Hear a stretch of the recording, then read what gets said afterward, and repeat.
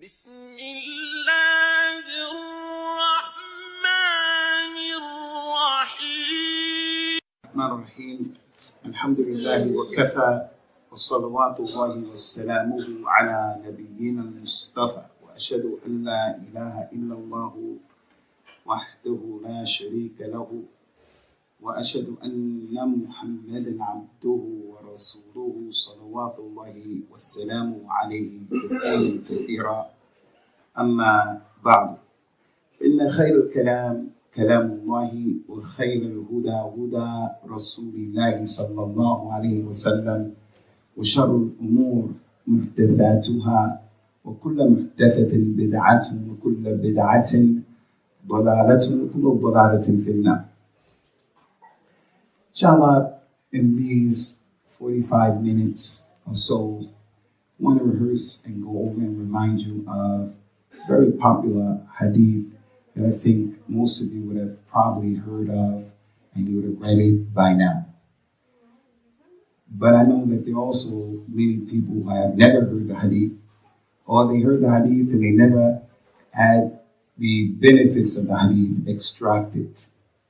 Whatever the case may be, it's an important hadith. All of the hadith of the Nabi sallallahu alayhi wa sallam are important. All of them are important. But this particular hadith is important because it guides us, it encourages us, it reminds us to be from the people who have a shukr for what Allah has given us. And as He mentioned subhanahu wa ta'ala in the Quran, وَآتَاكُم مِّن كُلِّ مَا سَأَلْتُمُوهُ وَإِن تَعُدُّوا نِعْمَةَ اللَّهِ لَا تُحْصُوهَا. Verily, Allah has given you people from everything that you have asked Him for. And if each and every one of you were to try and enumerate and count the favors of Allah, never would you be able to do so. Well, there's not a person sitting here except, despite the many challenges we have, problems we have, issues that we have, Allah's favors upon everybody here are many, many. And there are a lot of things as it relates to the favors of Allah that you should do and things that you shouldn't do. So I came here to take this opportunity, inshallah, to remind myself and to remind all of you of this critical issue. Hadith of the Prophet sallallahu alaihi wasallam that was collected by Imam al-Bukhari and Muslim. I think this is my third time coming to this beautiful city of San Diego. Could be my second, I'm not sure. I think it's my third time. And San Diego is a beautiful place. I always tell people in the UK, I love America. I just don't like the government. I don't like the president. But America is a beautiful place. And one of the most beautiful cities in this country is San Diego. Meeting with the Muslims in San Diego in the city, I see a lot of good, like we see everywhere else, and we see some problems. One of the evil things that I saw in this city, and San Diego Muslims don't have a monopoly on this problem, are some community members who make istisghar of the ahadith of the Prophet sallallahu alaihi wasallam. They look at the hadith as being insignificant. Some people in this city who say, I don't even believe in the hadith. I don't believe in the sunnah. Just give me the Quran. And you young guys, you young brothers, my little nephews in here, I'm going to tell you this, and I tell you this without biting my tongue, and I'm not talking out of the side of my neck. You are not a real Muslim. If you exist thinking that you're a Muslim, and you don't look at the hadith of the Prophet sallallahu alaihi wasallam as being the second most important masdar of the tashri' of Islam. We have things that we get our religion from, halal and haram. At the top of the list, the book of Allah that was revealed to Prophet Muhammad sallallahu alaihi wasallam. After that, the sunnah of the Prophet sallallahu alaihi wasallam, and the sunnah explained that book. And it's not enough for us to say just the Quran and then the sunnah. No, we have to add a third component, and that is we have to understand that Quran and that sunnah the way those companions, may Allah be pleased with them, understood it because that Quran was revealed on them, because of them. The ayat that the Imam just read from Surah Al-An'am, the Surah of the Cattle, it has to do with things that were taking place in Mecca with the companions. You wasn't there and I wasn't there. So if a person comes, he's a brand spanking new revert to this religion, he doesn't know his elbow from his ankle bone, he takes the Quran in English and he starts giving the tafsir of the Quran on his own. Something's wrong with you. He has to say, I can't do that. I have to look back and I have to see, what did Abu Bakr and Umar and Uthman and Ali, Radwan al-Wali, how did they understand those ayat? And how did they understand it and take it from the Prophet sallallahu alaihi wasallam? So not to get off the point, you are not a real Muslim if you don't take the hadith of the Prophet. And then it becomes incumbent, mandatory upon all of us to get some basic knowledge about the hadith. Because there are a lot of hadith that are out there that make some people say, I don't want the hadith because they're not authentic. And that's true. Some of them are not authentic. But Allah Azza wa Jalla, just as He preserved the Quran, Allah Azza wa Jalla has also preserved for us by the men that He sent from this ummah. He preserved the hadith of the Prophet sallallahu alaihi wasallam. So today's hadith is a hadith that the authenticity of it should not be disputed because it's in Sahih Bukhari and Muslim. And every Muslim who's worth his weight in salt, every Muslim, revert Muslim, white, black, Arab, non-Arab, African, non-African, lady, whatever you are, every Muslim, when he hears Sahih Bukhari, Sahih Muslim, this hadith is in those two books, he can't have any doubt about it. Can't have any doubt about it. And this is one of those hadith. Abu Hurairah, may Allah be pleased with him, was the narrator of the hadith. And as I told you, the hadith is dealing with the issue of being appreciative of what Allah has given you and what Allah has done for you.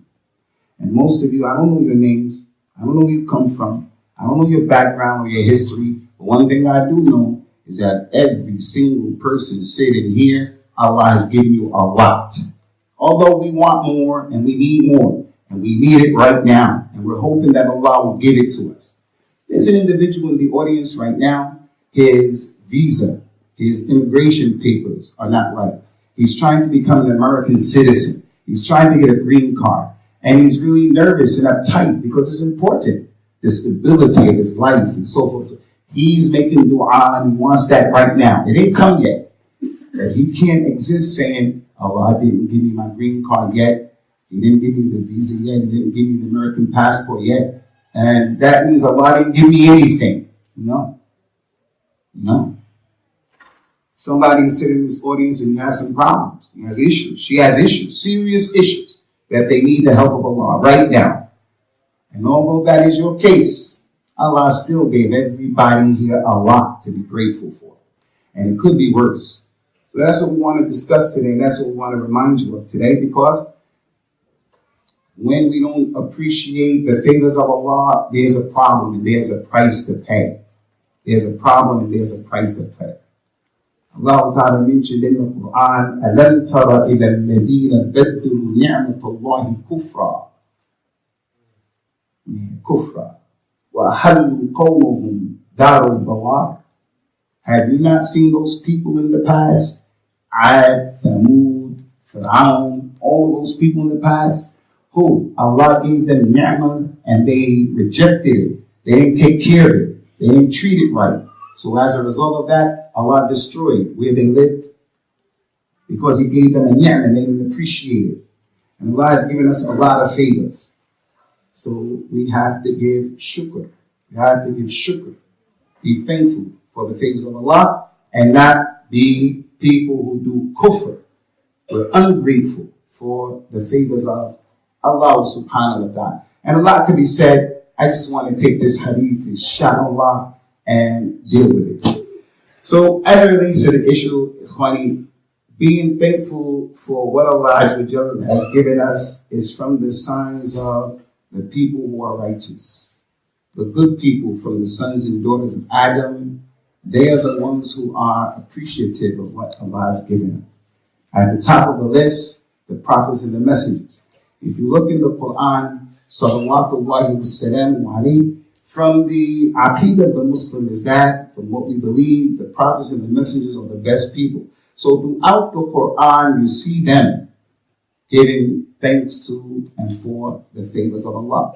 And it's our religious responsibility to love those prophets and those messengers, salawatullahi wassalam alayhim, and to try to be like that.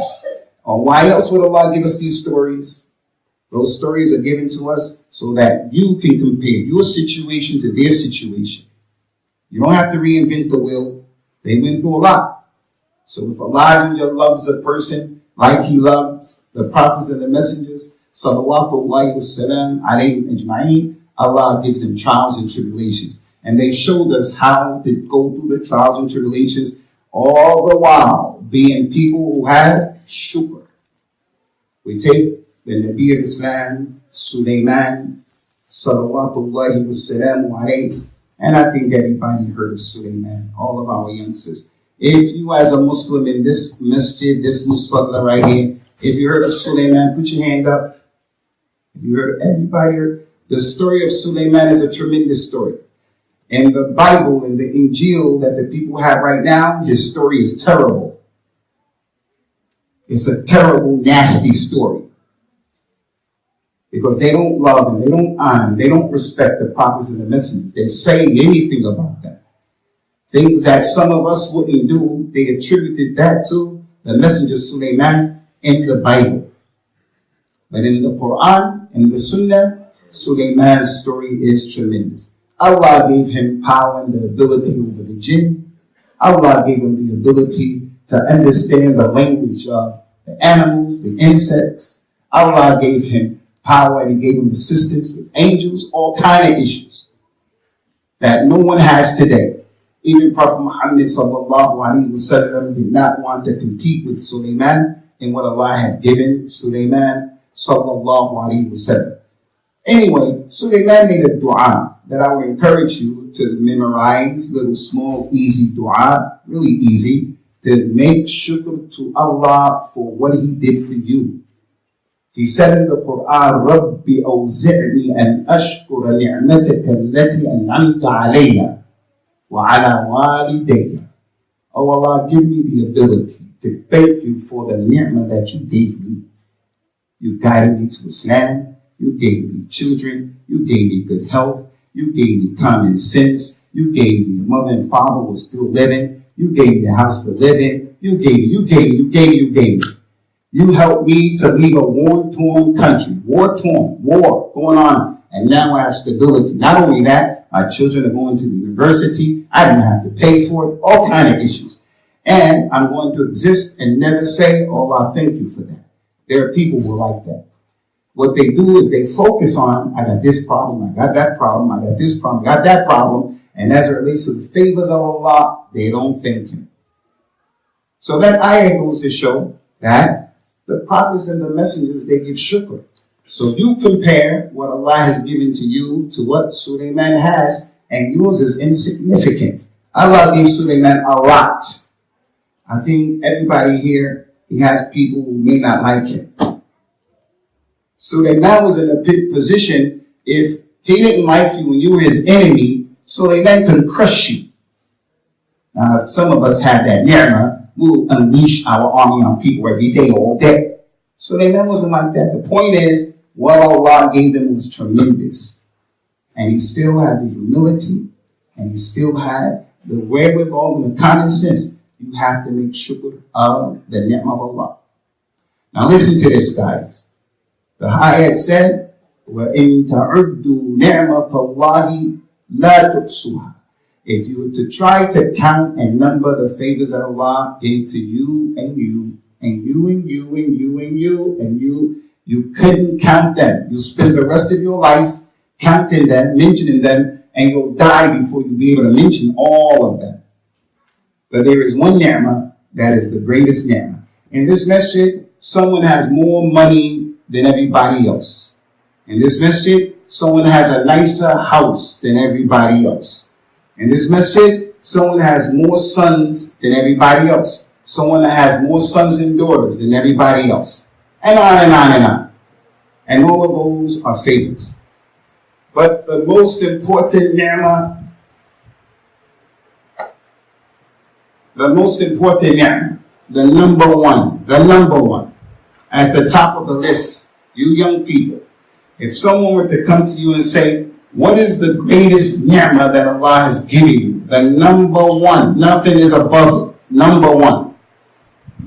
The greatest ni'mah that Allah bestowed upon us is what Allah said in the Quran, اليوم أكملت لكم دينكم وأتممت عليكم نعمتي وَرَضِيتُ لَكُمْ الْإِسْلَامَ دِينًا. Today, I have completed for you your religion, and I have completed the ni'mah, my ni'mah upon you. And I've given you Islam as a ni'mah. There is no ni'mah greater than Islam. No ni'mah.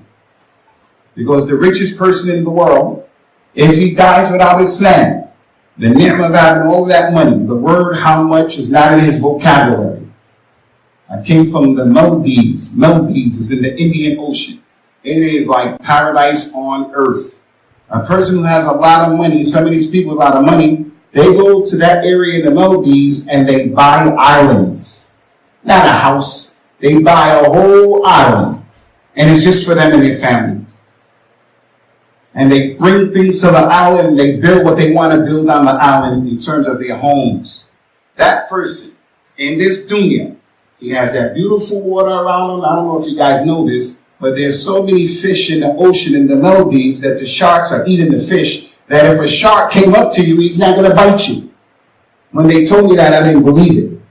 They were telling me, hey, those sharks don't eat you here. I said, well, I'm not going to test that situation because I'll be the first one that they ate. But it happened. I was in the water with the shark, and the shark came and didn't eat you because there's so many fish, the shark, they don't eat people. Imagine that. That's a ni'mah. But if he dies without Islam, it's no benefit. No benefit. Whereas, if the individual is the poorest person in this world, like some of the people we see at Hajj, they're poor. And yet, although they're poor, they make it to Mecca. We're in hotels in Mecca and Medina. We have accommodations at Mina. We have all of that. These people are outside, on the sidewalk, in the sand, in the dirt. But they made it to Mecca. They made it to Mecca. Although they're poor, they made it to Mecca. If one of them dies, not only will he go to Jannah, inshallah, but he may be in the Jannah al-Firdaus. The greatest ni'mah. Don't forget that, you youngsters.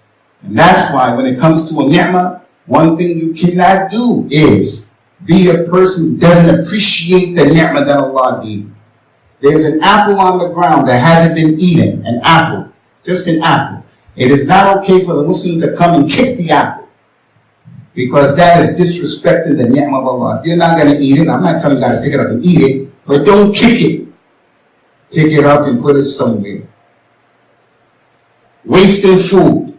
After you eat the food, you throw it away. That is being unappreciative of the ni'mah of Allah. What we have to do is obey Allah as it relates to His ni'mah. And that's why, guys, listen to me. When we get married, it is a ni'mah to get married. We shouldn't disobey Allah at our weddings by free mixing, by having music, by going crazy. We shouldn't do that. We shouldn't disobey Allah. Instead of giving shukr, when the ni'mah is given, we do things that make Allah angry as a result of the ni'mah that we have. Ala kullin, let's get into this hadith. Abu Hurairah said that Al-Mustafa Al-Mujtaba sallallahu alayhi wa sallam said that there were 3 men that came from the people before us, from Bani Israel. One of those men, he was a leper. And the other one, he was a person who suffered from alopecia. He was bald-headed. And the third one was a man who was blind, couldn't see. So Allah Azza wa Jal wanted to test the 3 of them. So He sent an angel to each one of them. And the angel went to them in the form of a man, because we believe in the angels, and the angels are created from light, and the angels, they don't disobey Allah, and the angels of Allah Azza wa Jal are many in number, and the angels are very powerful, and so many things that we have to believe about the angels. One thing that we have to believe about the angels is that they have the ability, by Allah's permission, to look like human beings, if that's what Allah wants to do. You got to get this right. Because now that we're living around Christians, Jewish people, white people, non-Muslims, you grow up looking at TV and cartoons, and they give us some images of angels that are not true. Angels flying around naked, little white babies. Those are not angels in our religion. We only understand the angel the way the Quran described them. They have wings. Some of them have 2 wings, some of them have 3 wings. Some of them have 600 wings, Jibril, so forth and so on. So this angel, Allah sent them to these 3 men. The same way Allah sends people to you to test you as well. That's the point. That's not just the story. The same way Allah sent an angel to these 3 men to test them, Allah sends to everybody here people to test them as it relates to the ni'mah. So the angel came first to the man who was a leper. How many of you guys heard of leprosy? Leprosy. How many of you heard that? All right, put your hand down. If you never heard of leprosy, put your hand up. So we have some people that didn't hear of leprosy. Leprosy is a disease that affects a person's skin. Terrible. Terrible. In England, they used to put lepers in colonies, put them by themselves. They couldn't mix with the people. Your skin fall off, your meat fall off. It's nasty. It's hard to even look at them. Prophet Muhammad told us about them, sallallahu alaihi wasallam, when he said to his companion, Al-Bara ibn Azib, may Allah be pleased with him, he told him, Fir min al-majdhum kama tafirru min al-asad. Run away from the guy who has leprosy the way you run away from a lion. Don't sit with him. Don't let him come close to you. Because if Allah chooses and allows, He has a disease that is contaminated, it can contaminate and kill everybody. And everybody gets it. It's a bad disease. Some people came to accept Islam and they gave the Prophet the bay'ah, sallallahu alaihi wasallam. Shook his hand, gave him the Pledge of Allegiance. Shook his hand, shook his hand. One of the people had leprosy. Prophet Muhammad, who has rahmah and gentleness, and he's sensitive, he has sympathy and empathy. It's not like some of us laugh at people because they have some handicap or special needs. We laugh at people because something is wrong with the way he's been created. And then we would never do that. Never ever. He has sympathy, rahmah. He would make a dua. Thank Allah that He didn't create him the way He created him. He tried that individual.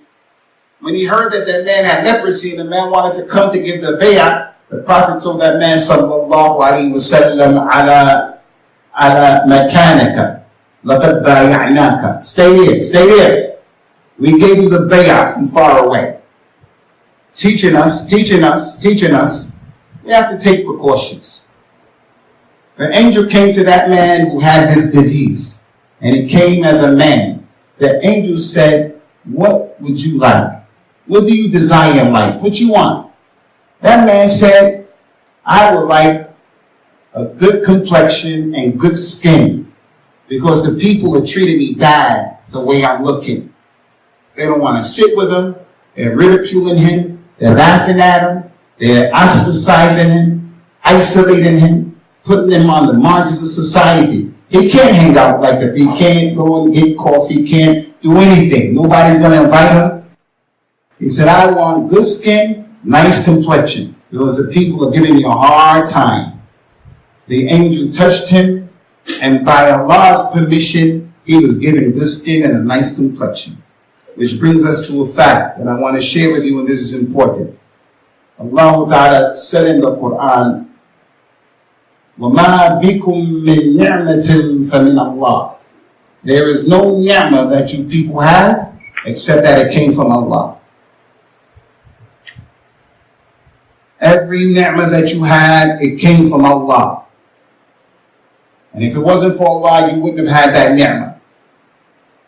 So never think you got educated and it's because you did hard work and it's because of what you did. No, it's because Allah blessed you like that. Because there are people who worked harder than you and they didn't get that degree. You have a business, it's because I'm smart and I know what I'm doing. You don't know what you're doing. No. It's the ni'mah that is from Allah. No doubt. That's not to say you have to sit back and twiddle your fingers and say, no, you have to work.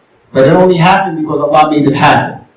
وَمَا بِكُم مِّن نِعْمَةٍ فَمِنَ اللَّهِ. So when the angel touched that man, it wasn't the angel who did that. That ni'mah came from Allah.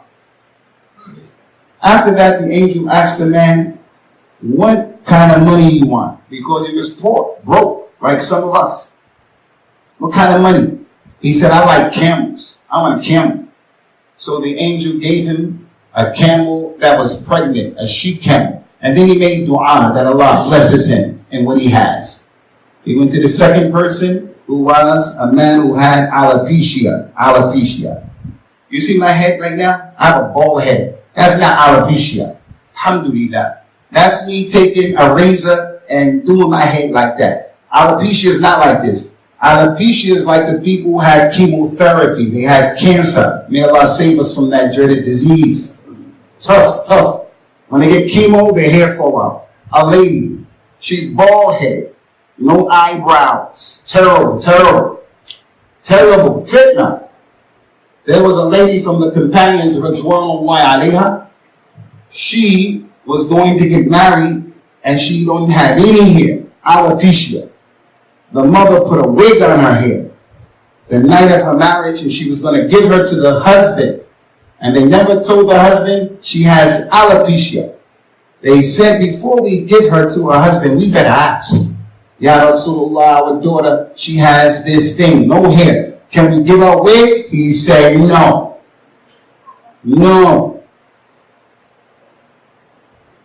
So the majority of the ulama of Islam are of the opinion you shouldn't get hair implants. The majority of them of that opinion. Some said you can get hair implants. It's not changing Allah's creation. Some of them say that.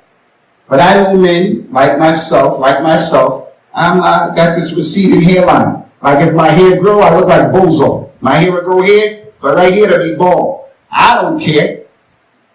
Because that's the sunnah of Allah. As you get older, your hair start falling out.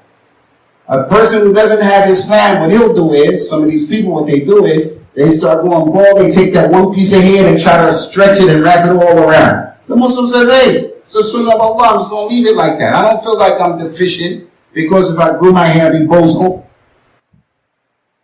So the man, what does he do? He goes and he gets cosmetic surgery and he gets hair in his head. So when he makes Umrah, when he makes Hajj, he can't even cut his hair. Because if he cuts it, it ain't going to grow.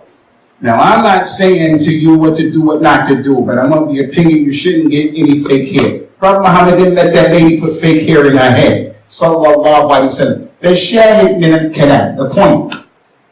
It is not a good look to see somebody who has this thing. What do you want? The angel said, he said, I want nice hair. People are laughing at me. I don't want to live like that. I don't want to be the brunt of the jokes people have, always talking about me. The angel touched him, his hair grew. Now, don't be one of those people who waste time by saying, when the angel touched him, did his hair start growing right then and there? Don't be, that's not the point. The point is that the angel touched him and his hair came, and that hair came by the permission of Allah. He asked him, what kind of money do you like? He said, I like cows. The angel gave him a cow that was pregnant and made dua. May Allah bless you in this barakah, in this ni'mah. You take care of it. You enjoy it and take care of it. He came to the third man who was blind. Listen to me. How many of you people know someone who's blind? How many of you know direct? Brother, being blind is a fitna. You think you had trouble? Being blind is tough. Prophet Muhammad says, sallallahu alayhi wa ala alihi wa sallam, and faqada habibatayhi thumma sabara falahu jannah. Anyone who goes blind and he loses his two beloveds and he has sabr, he's going to go to Jannah, because it is not easy. You lose your arm, that's tough. You lose your finger, that's tough. That's tough. You lose your toe, your foot, that's tough. You have to sit on a chair to make salat. You got problems in your spine, your back, that's tough. Losing your eyesight is tough. By Allah's permission. I had a baby recently. His name is Sheikh. I had him about 3 weeks ago. When I saw him, I picked my little man up and I smoked him and I started kissing him. I was doing this with him. He was beautiful, my little man. From the ni'mah of Allah is to be able to see my kid with my eyes. Some of you have relatives who are back in Africa or wherever you're from. You haven't been there 6 years, 7 years, 10 years, 15 years. Your mother, your father has not seen their grandchildren. They didn't hold the baby. They didn't see the baby. So to be able to see where you're going, what you're doing. I'm looking right here and I'm seeing the sea of faces in this masjid. That's a ni'mah. Because if I lived in total darkness, subhanAllah. But you guys got to know, real blindness is not in your eyes. Blindness is your heart, like the people who worship cows and the people who don't believe in Allah. Or even the Muslim who doesn't pray. The Muslim who has shirk and kufr mixed up in his Islam. The Muslim who is trying to get close to Allah by doing innovation and doing what is going to come against him. So I know some blind people who can't see with their eyes, but they have basira. Anyway, he asked that man, what do you want? The man said, I want to be able to see. I want my sight back so that I can see the people. Quality of your life is affected when you can't see. He touched them, the man was able to see. وَمَا بِكُم مِّن نِعْمَةٍ فَمِنَ اللَّهِ. What kind of money do you want? He said, I like sheep. Simple man. I like sheep. He gave him a sheep that was a female, was pregnant, and he made dua. Time went by. The camel, the cow, the sheep had a baby. And then the baby had a baby. And then the baby had a baby, had a baby, had a baby. To the point where all three of them became rich with all of these animals that filled up, not this parking lot right here. Just imagine you had this parking lot, no cars in there, and it was filled up with camels. If you had that many camels, you got money, you paid in full. Not like that, bigger than that, big pasture. The guy had a lot of camels, the other one had a lot of sheep, the other one had a lot of cows. Time went by. They're enjoying their life. Allah wanted to try them the way He tries us. Some of us came from Africa, and when we were in Africa, life was tough. But we made a way, and we're in America right now. Our kids went to the university. We're living in nice homes. We got nice beds, a room for everybody, running water that's clean, services at the hospital. We got all kind of issues that we didn't have back in Pakistan. I want to make this clear right now. From the good things that we have to acknowledge is when we come to America as Muslims and we leave our countries because of the problems and the challenges, America has given us a better way of life from many angles. And we got to appreciate that. But that doesn't mean that there are not problems here for us. There's some serious challenges. Our children. Some serious challenges. Our kids losing the religion. Islamophobia. What the government is doing in terms of the laws that are being made against us and so forth and so on. So the point here is, we don't apologize for being in America. We're not second-class citizens. I don't want you young kids to ever feel like you always got to be on the defensive. We are American citizens and we ain't going nowhere unless we want to go to that place. So we don't apologize for what we are. Point is, just remember how life used to be. My mother used to tell me whenever we would do something wrong or we didn't appreciate the opportunities that we had, She was saying, when I was young, I used to walk to school 20 miles going and 40 miles going, coming back. I said, man, that doesn't make sense. How you do 20 miles going, 40 miles coming back? She said, don't worry about that, it's tough. Just don't be a smart guy. It was tough. And it was. So now, when I grew up, it wasn't what my mother and my father had to go through when they lived in North Carolina. But when they left North Carolina, they went to the East Coast, New Jersey, New York, things became better for them, easier for me.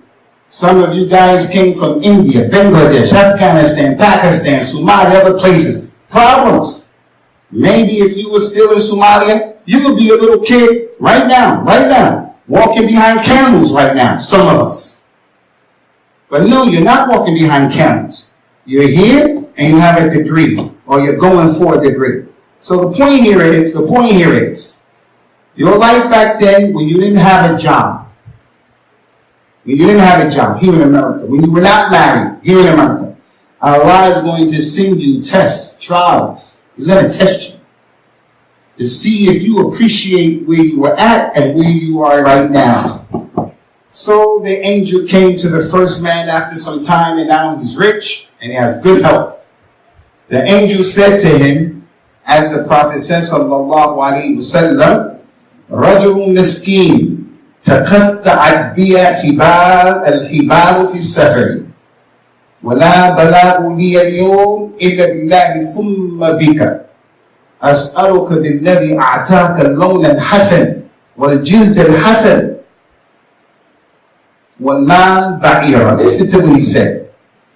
He said to that guy, and the angel came to him looking like a leper, the way the man used to be. Exactly the way the man was. He said, I'm a poor man. I'm traveling in this trip. I'm on a journey. I'm not from this place. I'm a stranger. And my money is done. I don't have any money. I'm trying to get back home where I come from. A wayfarer. One of the 8 people who can get your zakat is the Ibn Sabil. Someone comes to this masjid right now, in Masjid Al-Rribat, and says, I come from Texas, guys, and I don't have any money for a bus ticket, a train ticket. I got to get back. My family is in Texas. I need money. He has a right that we get that money to him. That you give him that money if you can. The masjid, we have to come up with that money. He has the right to ask that question. So that was this man's case. I can't get back. Money is run out. He said, I will never be able to get back except if Allah helps me and then you. And that's our religion. We always ask Allah first, and then we ask the people. We have acknowledged Allah first, and secondarily the people. He said, just give me one camel out of all these camels so that I can get back. You know what the guy said? The guy said to him, Inna al-huquq kathira. Man, I got a lot of responsibilities. I got a lot to do. My car transmission broke. I got to fix it. My daughter's going to get married soon. I got to get the money for the wedding. I got to send money back to where I come from to help the people over there. Also, my car insurance. And that's true. You have a lot to do. We all have a lot of responsibility. He only wanted one camel. The angel said to him, okay, don't I know you? Don't I know you?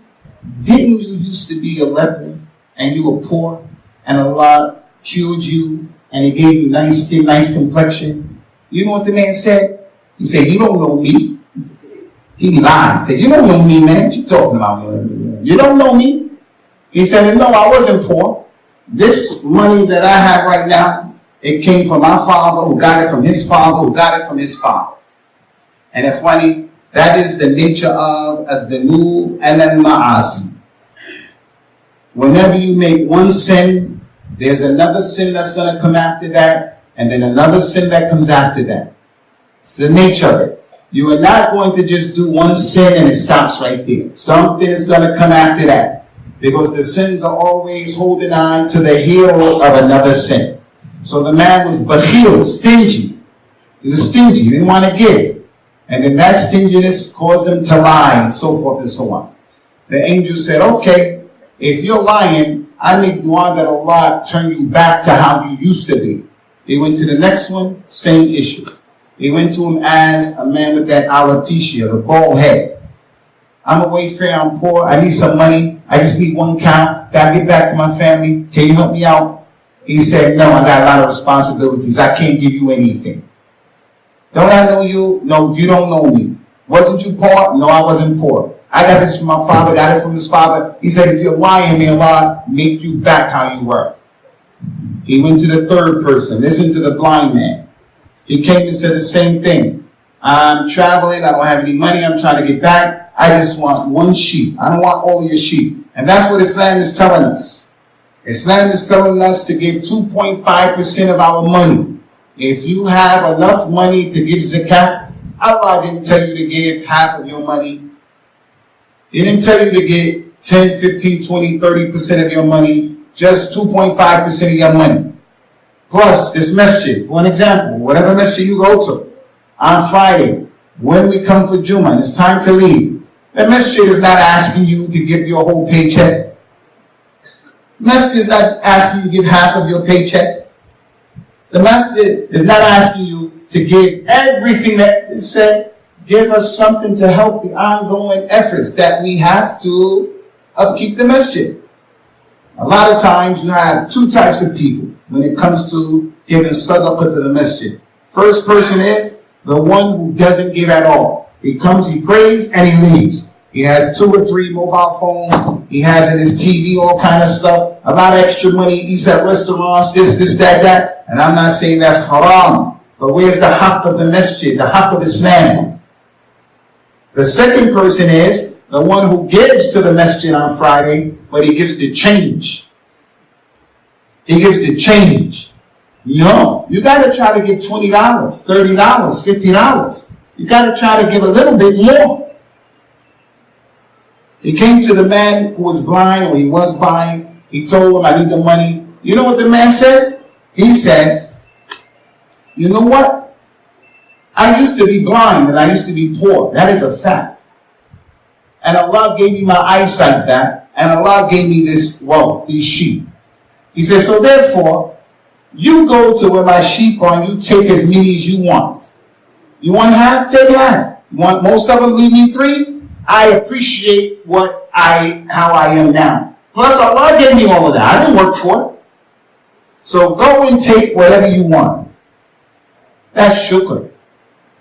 That he remembers what it used to be.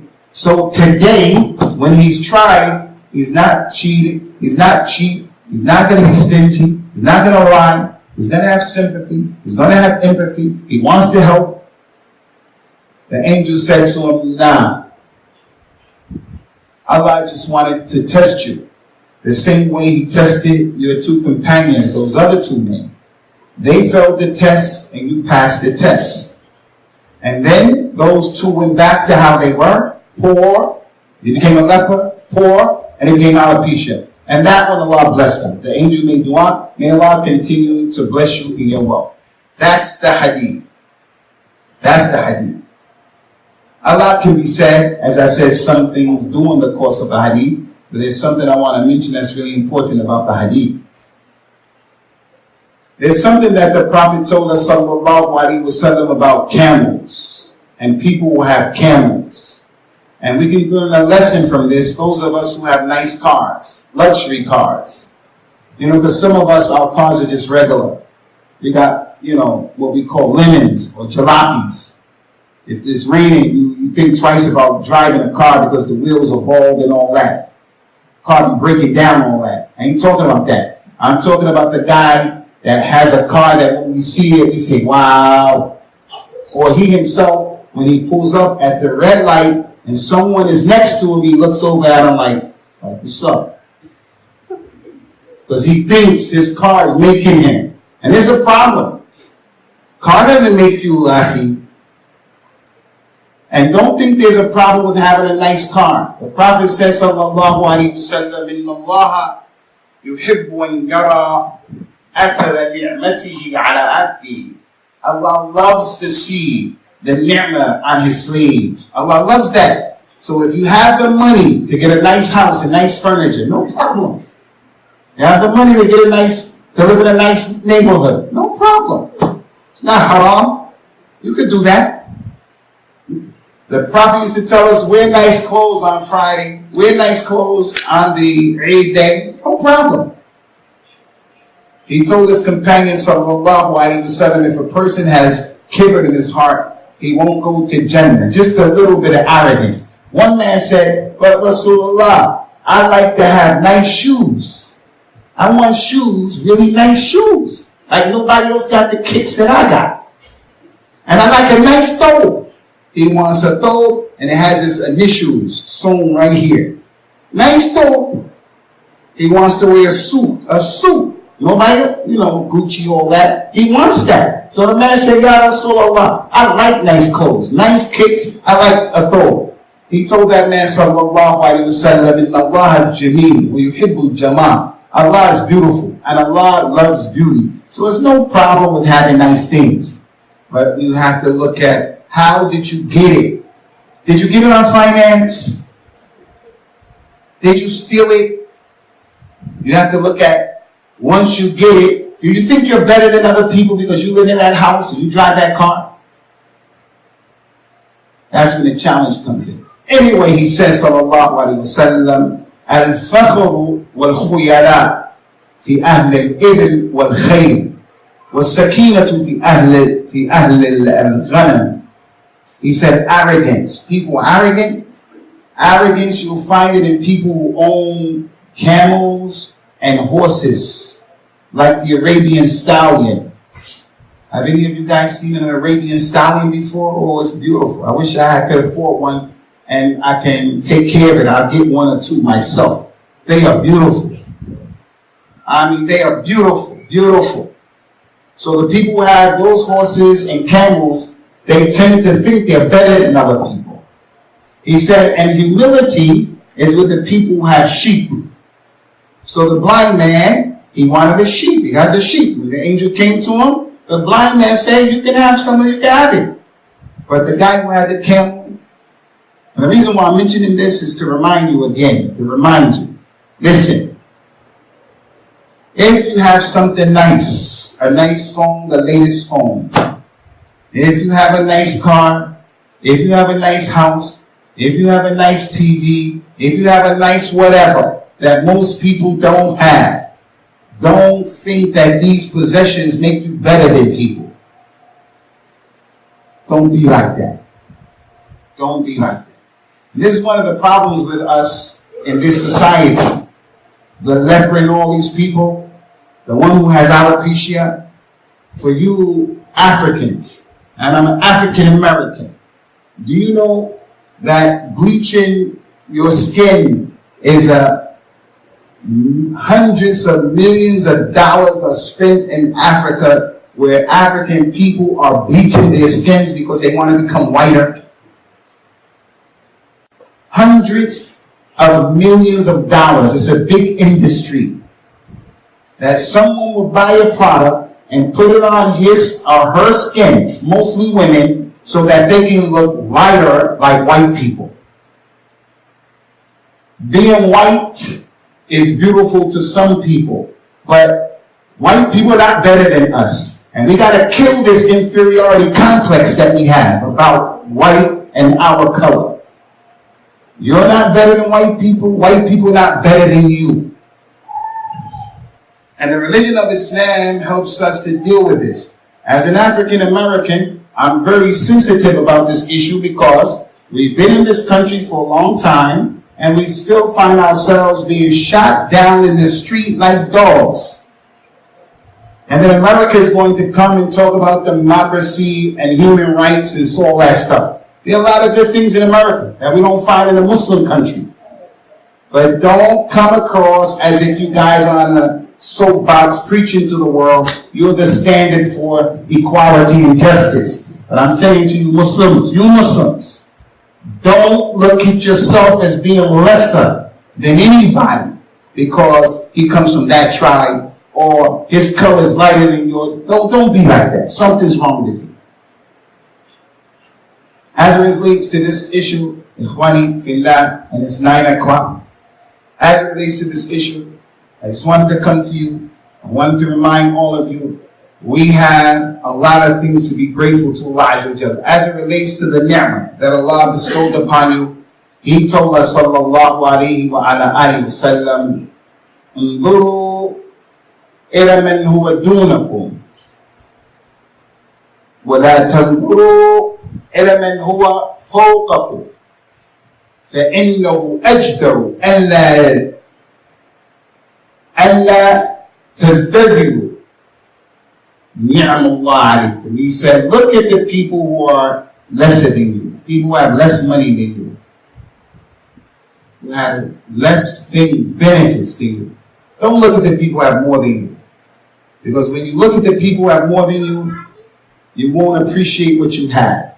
And this is one of the reasons why on TV, they always have those programs, Pimp My Ride, those programs, House of the Rich and Famous, Cribs. They always have these kind of programs so that the regular people will look at that and just say, man, I wish I could, oh, I wish. When in fact, the people who have that stuff, a lot of them, they're not happy. You're more happy than them. You have less problems than them. So as it relates to the name of Allah, don't be one of those people who look at people who are better off than you. Because there are a lot of people who are worse than you. Are you guys aware of what's going on in China with our Muslim brothers in China? Are you guys aware of that? How many of you people heard of what's going on in China right now? That's not our problem. That's not happening to us. We're here. Our brothers in Palestine, they can't come in a masjid like this and gather like this without the fear of a bulldozer coming through and knocking the building down and running the move up. The settler can come and shoot us just like that. Take your house just like that. We don't have those issues. We don't have those issues. And there are many examples that we can give. We'll go back home from this masjid, inshallah. We're going to drive our car. We're going to get home safely, inshallah. When we get home, some of us are going to eat. Our refrigerators, our cabinets, we got a lot of stuff to be happy about. But although we have a lot to be happy about, that doesn't mean, especially young people, that you should just sit and relax and be on welfare and not try to be successful. No, you have to work hard. You have to try to make something out of yourselves. So this is what we wanted to present, inshallah, and we want to thank the administration here at this Masjid Al-Rribat for allowing us the opportunity to come to say these few words, just to remind you, appreciate the favors of Allah that He gave to you. From what the Prophet told us about the ni'mah, sallallahu alayhi wa sallam, and the minhaj of al-Islam, there are many things. Many things. He says, sallallahu alayhi wa sallam, حدثوا عن نعمة الله فإن التحدث عن نعمة الله شكرها. Tell people about the ni'mah that Allah bestowed upon you, because when you talk about it, it's one way of giving shukr. But you should tell those people who love you and care about you. Because every ni'mah, listen to the hadith. He says, sallallahu alayhi wa sallam, ma min ni'matin illa walaha hasidan min wara'iha. Every ni'mah that Allah gave you, someone is jealous. Every ni'mah that Allah gave you, someone is jealous. Someone, unfortunately. And that someone can be your relative. Can you believe that? It can be your relative. Now, I'm not saying that you should leave here, you sit in there and say, yeah, that's true. Because I'm not telling you to do that. And look, this is important, guys, I'm telling you. You see these phones we have? You take a picture of your car, your kid, you went on vacation, you take pictures, selfies, and you send them to people. I would advise you not to do that. Because when you send these pictures to people, and you're on a vacation in Maldives or something like that, you're doing something like that, You send a picture, people get that picture, and they don't like it. And they give you the evil eye because of their jealousy. So hide and conceal the ni'mah except to the people who you know they love you. When they hear about you had a new child, they're going to be happy for you. Your wife is pregnant 1 month, 2 months. She shouldn't go around telling everybody I'm pregnant. She tell the people close to her, I'm pregnant. Don't tell everybody. That's what the Prophet said, sallallahu alayhi wa sallam. اكتموا نعمة الله فإن من وراء كل نعمة حاسب. Hide and conceal the ni'mah that Allah gave to you. Because every ni'mah that Allah gave you is someone who is jealous. But don't have su'adan. Don't have bad opinions about your relatives and people. Don't be a person who's walking around saying, I'm not telling you, don't be like that. But if you know people don't have deen and people have some evil in them, don't tell them and don't share those things with you. As for your friends and those who love you, let them know. أقول قولي هذا وأستغفر الله لي ولكم ونسأل الله تعالى التوفيق والسداد.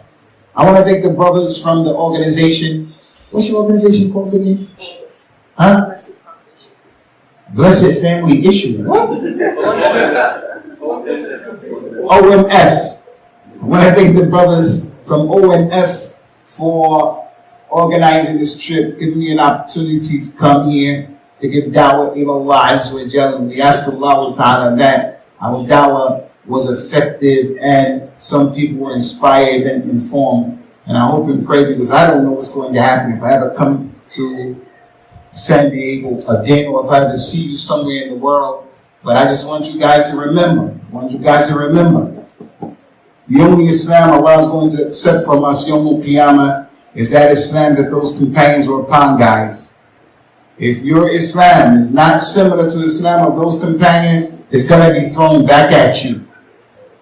It has to be in accordance to what those companions were upon. Ridwanullahi alayhim. So anything that was said, that was right and exact and on point, and that's from Allah, wahdahu la sharika lahu.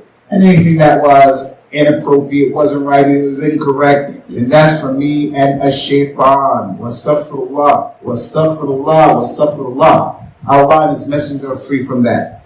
Wassalamu alaikum wa rahmatullahi wa barakatuh.